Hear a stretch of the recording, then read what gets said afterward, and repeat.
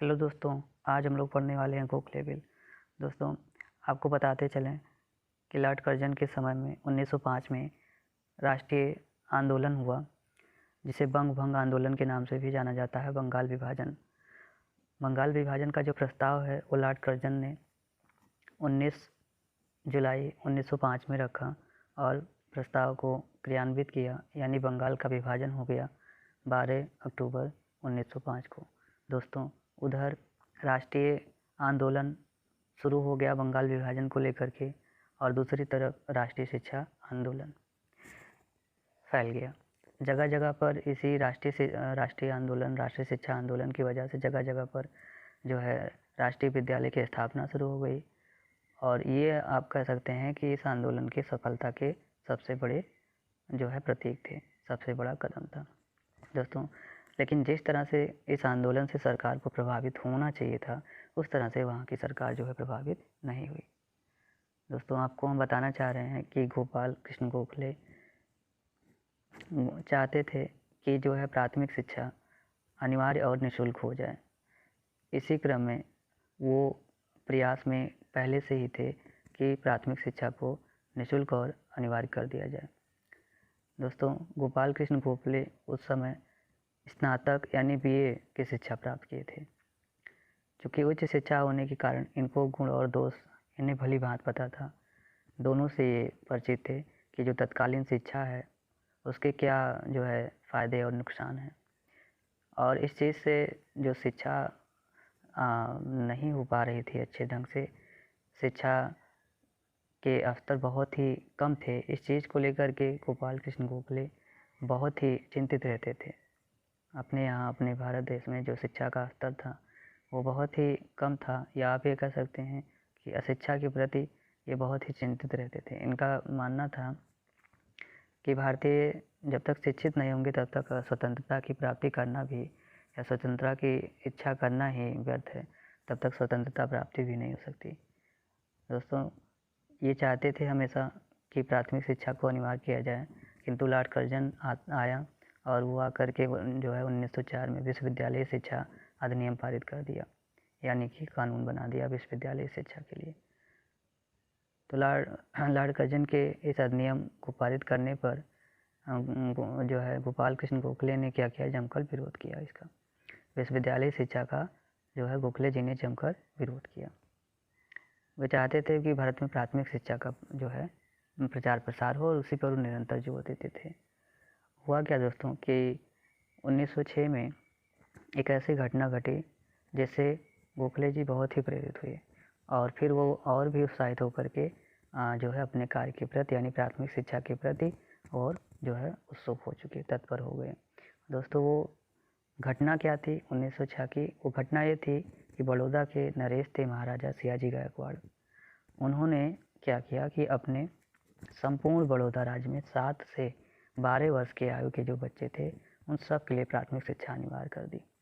दोस्तों, फिर तुरंत गोखले जी ने सोचा कि जब एक आप कह सकते हैं कि एक छोटा सा जो है राज्य जब ये कार्य कर सकता है, तो क्या ब्रिटिश सरकार नहीं कर सकती है? ब्रिटिश सरकार इसे क्यों नहीं कर सकती है? तो गोपाल कृष्ण गोखले ने क्या किया कि पुनः जो है प्रयास करना शुरू किया कि प्राथमिक शिक्षा को अनिवार्य और निःशुल्क कर दिया जाए। इसी संदर्भ में गोखले जी ने अपना एक प्रस्ताव रखा 1910 में। दोस्तों, हम आपको बताते चलें कि जो बड़ौदा नरेश महाराज सियाजी गायकवाड़ थे, उनसे प्रेरित होकर के गोपाल कृष्ण गोखले जी ने 1910 में इन्होंने क्या किया, यानी 19 मार्च 1910 में इन्होंने केंद्रीय धारा सभा में एक प्रस्ताव रख दिया। दोस्तों, उसमें इनकी मांग थी, उनकी सिफारिश ये थी कि संपूर्ण देश में प्राथमिक शिक्षा को निःशुल्क एवं अनिवार्य कर दिया जाए। दोस्तों, हम आपको बताते चलें कि उसमें उन्होंने अपना कुछ सुझाव भी दिया था कि और उनका सुझाव ये था कि भाई ये जो अनिवार्य शिक्षा है वो किस तरह से होना चाहिए, क्यों होना चाहिए। उन्होंने सुझाव में बताया कि इस समय भारत के यानी 1910 में जब इन्होंने प्रस्ताव रखा था, तो 1910 में उन्होंने जब प्रस्ताव रखा तो उन्होंने बताया क्या सुझाव में कि अभी केवल 6% साक्षरता दर है।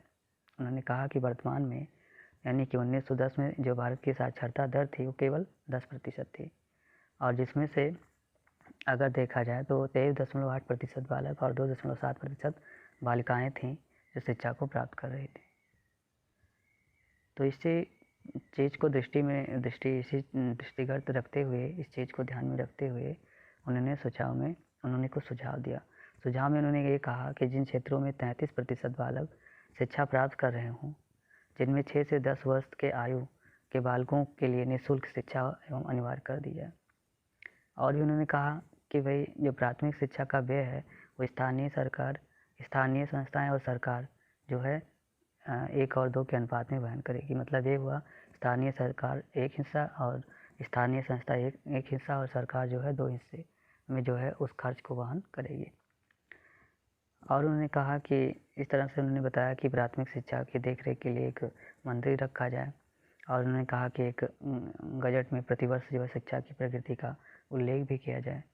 तो इस तरह से उन्होंने अपनी जो है मांग रखी। तो प्रस्ताव को वापस कर दिया गया। उन्होंने जो प्रस्ताव रखा था उस प्रस्ताव को वापस कर दिया गया। और वापस क्यों हुआ? तो उसमें क्या था कि ये प्रस्ताव जब पेश हुआ तो सरकार ने जो है क्या किया कि गोखले जी को आश्वासन दिया कि इस पे काम जो है आसानी से किया जाएगा। तो इस चीज़ को जो है सुन करके गोखले जी ने प्रस्ताव वापस ले लिया। तो जब प्रस्ताव वापस ले लिया तो उसका परिणाम क्या हुआ?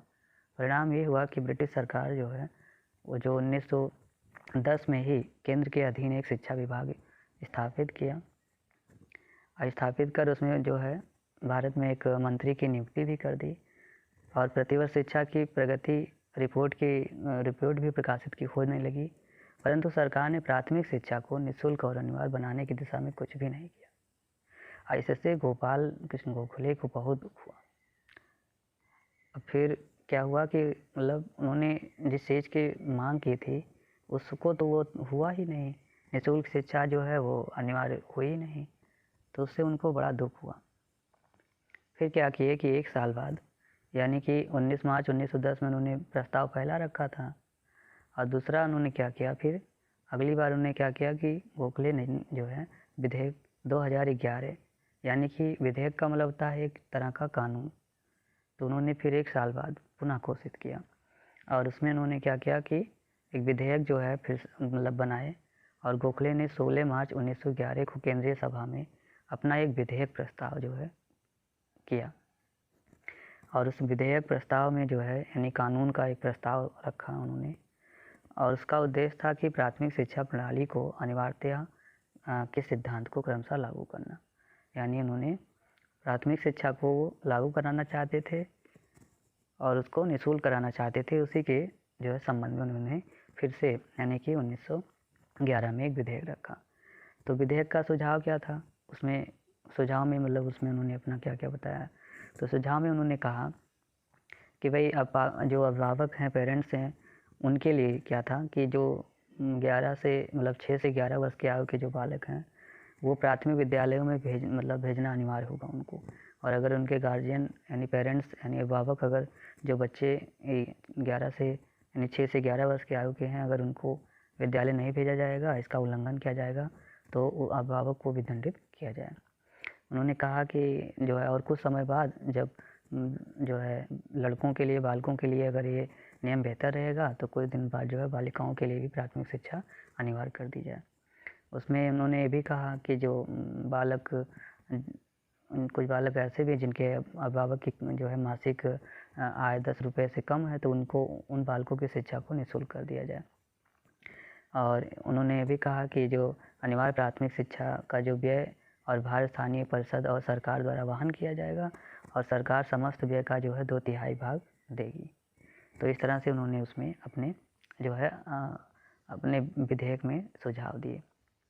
फिर हुआ क्या कि विधेयक पर चर्चा हुई। तो देखिए पहला जो है कोशिश उन्होंने जो है वो अपना प्रस्ताव जो रखा था वो रखा था 1910 में।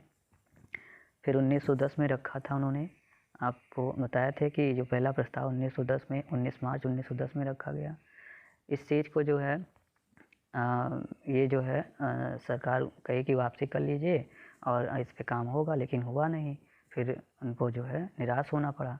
फिर उन्होंने पुनः जो है कानून बनाया 1911 में, 16 मार्च 1911 को इसको जो है केंद्रीय सभा में इसको पेश किया गया।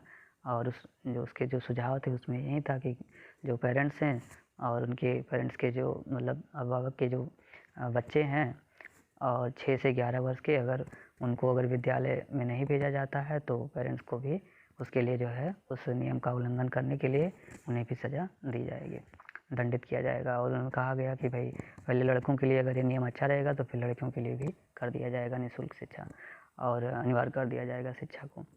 और जिन बच्चों के अभिभावक का जो है मासिक आय 10 रुपये से कम हो, उनको निःशुल्क शिक्षा कर दिया जाएगा। तो इस तरह से जो है उन्होंने कई चीज़ें बताई अपने सुझाव में। उसके बाद फिर विधेयक पर चर्चा हुआ। उनके विधेयक पर चर्चा करने के लिए क्या हुआ कि ये जो विधेयक था उसको जनमत, चूँकि अब विधेयक है, कानून है, तो कानून जब पास होगा जब उस पर सभी लोगों का मत होगा। तो क्या किया गया कि जनमत के लिए क्या किया गया कि जनमत संग्रह के लिए सरकार ने स्थानीय परिषदों और विश्वविद्यालयों और अन्य जो है व्यक्तिगत संस्थाओं के पास इसको भेज दिया गया। और जब भेजा गया तो हुआ क्या कि केंद्रीय धारा सभा में 17 मार्च 1912 में इस विधेयक पर चर्चा हुई और 2 दिन तक चलती रही। और उसके बाद में चर्चा और कई भारतीय जो नेता थे वो समर्थन भी किए इनका, लेकिन एक सर हरकोर्ट बटलर ने क्या किया कि जो सरकारी प्रवक्ता के रूप में इन्होंने विधेयक का विरोध कर दिया। इन्होंने कहा ऐसा है कि देश की जनता की ओर से कभी कोई ऐसी शिक्षा की मांग ही नहीं की गई, इसलिए इस प्राथमिक शिक्षा की अनिवार्यता पर कोई प्रश्न ही नहीं है। उन्होंने कहा कि देश की जनता को कभी ऐसा कोई मांग ही नहीं की हम कि प्राथमिक शिक्षा अनिवार्य कर दी जाए, तो इसलिए ऐसी कोई यहाँ पे शिक्षा की अनिवार्यता की कोई प्रश्न ही नहीं है। यह कह करके विधेयक की क्या कर दी गई, अस्वीकृति। विधेयक को जो है अस्वीकृत कर दिया गया। तो लेकिन हुआ क्या कि विधेयक की अस्वीकृति के बाद भी जो है गोखले जी जो है वो निराश नहीं हुए और उन्होंने कहा कि भाई हमें पता था कि मैं जानता था कि जो है दिन का अंत होते ही ये विधेयक जो है अस्वीकृत कर दी जाएगी, और फिर भी मुझे कोई निराशा नहीं है, मुझे कोई शिकायत नहीं है, मैं हताश नहीं हूँ। और फिर उन्होंने कहा कि हमें पता है कि इससे जो है आने वाली पीढ़ी काफ़ी चीज़ जो है सीखेगी। तो रही बात जब गोखले जी का बिल जो है अस्वीकृत कर दिया गया, तो ये गोखले के असफलता के कारण क्या थे, तो हम आपको बताते चलें कि इनके असफलता का मुख्य कारण जो है वो लॉर्ड कर्जन था। लॉर्ड कर्जन की जो शिक्षा नीति थी वो थी, लॉर्ड कर्जन की शिक्षा नीति जो थी वो बेस्ड थी गुणात्मक सुधार लाने के पक्ष में। वो क्वालिटेटिव जो है एजुकेशन देना चाहते थे लॉर्ड कर्जन, लेकिन गोखले जी चाहते थे कि संख्यात्मक दृष्टि से शिक्षा का प्रसार हो। उनका विचार था कि भाई गुणात्मक सुधार जो है इंग्लैंड की शिक्षा के लिए अच्छा, क्योंकि वहाँ पे लोग शिक्षित हो चुके हैं, उनको क्वालिटी चाहिए। लेकिन यहाँ पे अभी क्या था कि केवल कुल मिला करके साक्षरता दर ही 6% थी। तो अभी उनका मानना था कि पहले साक्षरता दर को बढ़ाया जाए, यानी प्राथमिक शिक्षा मिल जाती, अगर प्राथमिक शिक्षा अगर मतलब होने लगती तो फिर लोग जो है कम से कम शिक्षित हो जाते, फिर जो है क्वालिटेटिव चीज़ें होती।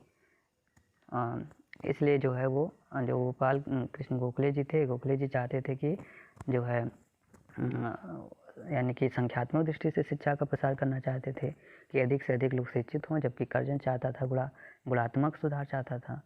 तो इस चीज़ के लिए जो है यहाँ पे आप कह सकते हैं कि गोखले के असफलता का कारण कहीं ना कहीं लॉर्ड कर्जन की जो है शिक्षा नीति थी। फिर बात करें दोस्तों शिक्षा नीति का प्रभाव, तो हम आपको बताते चलें कि गोपाल कृष्ण गोखले का बिल भले ही जो है आप कह सकते हैं इनकी मांग को भले ही सरकारी तौर से नहीं अपनाया गया, फिर भी इसके वजह से जो है काफ़ी जो है जागरूकता फैली, और बाद में इस चीज़ को ध्यान में रखते हुए आगे कई जो है ऐसे शिक्षा के रूप में अनिवार्य प्राथमिक शिक्षा को कई जगह आगे चल करके बंगाल, बिहार, उड़ीसा, कई जगह 1919 में पंजाब में जो है बंगाल, बिहार, कई जगह जो है अनिवार्य शिक्षा का अधिनियम बनाया गया। तो दोस्तों हम आपको बताते चलें कि आगे जो हम लोगों को पढ़ना है वो हमको पढ़ना है